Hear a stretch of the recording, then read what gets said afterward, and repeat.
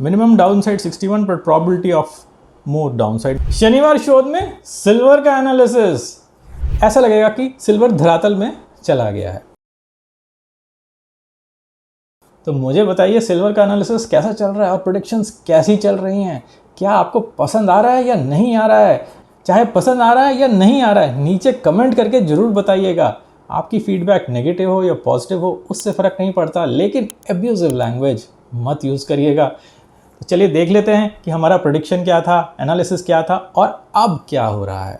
तो यहाँ पे लिखा ही हुआ है कि 9/5 को big correction is coming in next 2-3 weeks. तो 9/5 को सिल्वर कहीं यहाँ पे था, उसके बाद थोड़ा सा ऊपर भी गया और उसके बाद धड़ाम से नीचे गिरना शुरू भी हुआ। अगर हम देखें 14 मई को करीब 4.5% गिरा और उसके अगले दिन 15 मई को करीब 9% गिरा और कल भी एक बड़ी गिरावट आई 8% की। तो अब आगे क्या होने वाला है उसकी बातचीत तो अभी कर लेते हैं, लेकिन मैं यहाँ आपको एक चीज़ बता देना चाहता हूँ कि टेक्निकल एनालिसिस काफ़ी पावरफुल चीज़ है। टेक्निकल एनालिसिस से हमको पता लग जाता है कि आगे आने वाले समय में क्या हो सकता है। अभी आपको सारी दुनिया बोल रही होगी गोल्ड खरीदिए, सिल्वर खरीदिए, लेकिन मे बी बहुत ही कम लोग होंगे जो बोल रहे होंगे कि गिरावट आने वाली है। और समय आने से पहले अगर कोई ऐसा बोल देता है तो लोग बोलते हैं ये तो बेकार चीज़ है। लेकिन ऐसा ही होता है कि टेक्निकल एनालिसिस जिसको अच्छी तरह आता हो वो पहले ही भांप सकता है कि आगे क्या हो सकता है।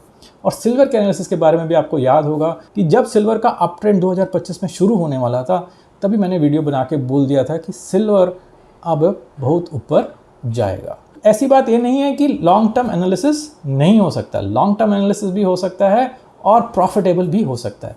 अगर आप इस लॉन्ग टर्म एनालिसिस को सीखना चाहते हैं, नेक्स्ट वेव को सीखना चाहते हैं, इन पैटर्न्स को सीखना चाहते हैं, तो स्क्रीन पे लिखे हुए नंबर पे मेरे को व्हाट्सएप कर दीजिए और मैं आपको अपने जूम क्लास की सारी डिटेल्स भेज दूँगा। तो मेरी जो ये एनालिसिस टेक्निक है काफ़ी यूनिक है, ये कोई और नहीं सिखाता, तो आपको भी ये सीखनी चाहिए।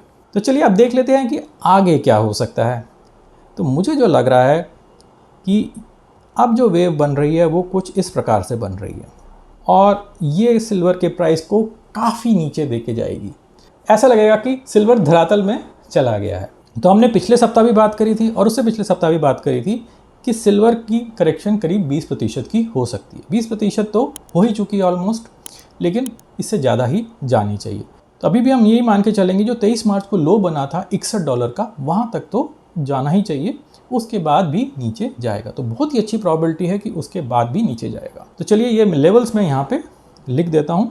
6 silver in A down cycle, minimum downside 61 but probability of, तो यहाँ पे मैंने लिख दिया है minimum downside 61 but probability of more downside, मतलब 61 से काफ़ी नीचे जा सकता है। लेकिन हाँ, यहाँ पे मेरी सिल्वर को खरीदने की, बेचने की, होल्ड करने की कोई रिकमेंडेशन नहीं है।